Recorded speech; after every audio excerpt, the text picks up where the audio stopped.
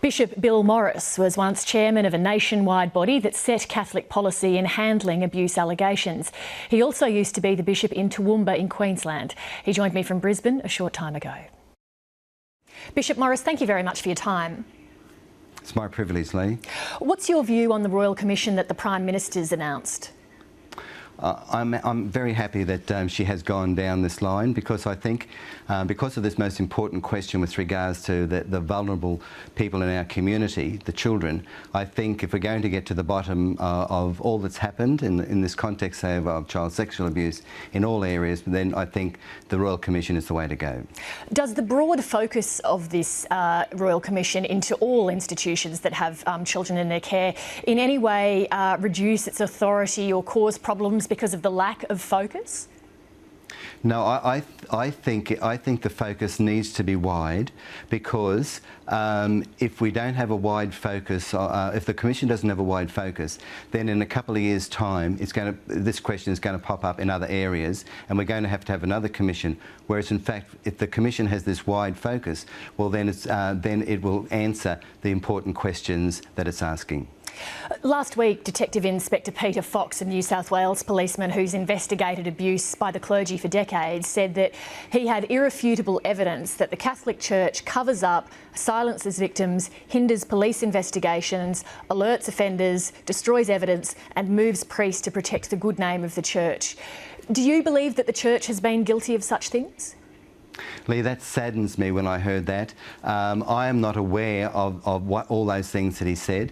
I am aware of the fact that we've made mistakes, we're frightened in some way, and sometimes we're fearful of, say, addressing this question. We've put forward, say, towards healing to address it, and I think we've gone down a long way to address these questions. But, you know, if he's asking this and he has evidence, well, then this evidence needs to be put out there and it needs to be seen, and if it takes a Royal Commission to do that, well, so be it. Do you think that the Prime Minister's right when she says in a lot of cases adults haven't, not only the people who've abused children, but other adults have let them down by not doing something about it? I think so. I think it's a question that sometimes people don't know how to handle. Because they don't know how to handle it, they don't do anything, or they're frightened, or they're fearful, and they won't come forward and so on. So I think a commission will be able, say, to look at these questions, will have the authority to do so, and will be able to come up, say, with suggestions and with a guideline to help, say, us as a community to become stronger and to much more focus, say, on protecting our children. What do you think of Cardinal Pell's view that the abuse stories are largely historic and that they're not part of a systemic failing in the Church? Well, unfortunately, Lee, I had to deal a couple of years ago with abuse cases within the Toowoomba Diocese of a teacher with regards to, say, a number of girls, say, within recent history. So it is still happening, and it's also happening, say, across our communities. Bishop, and there are historical questions too, but sexual abuse is still happening, and we need to kind of find out why and how we can address it. I also wanted to ask you about a comment that Archbishop Pell made on the weekend, where he said regarding abusive priests that back in the days when the abuse was at its worst, they were entitled to think of paedophilia as simply a sin that you could repent of.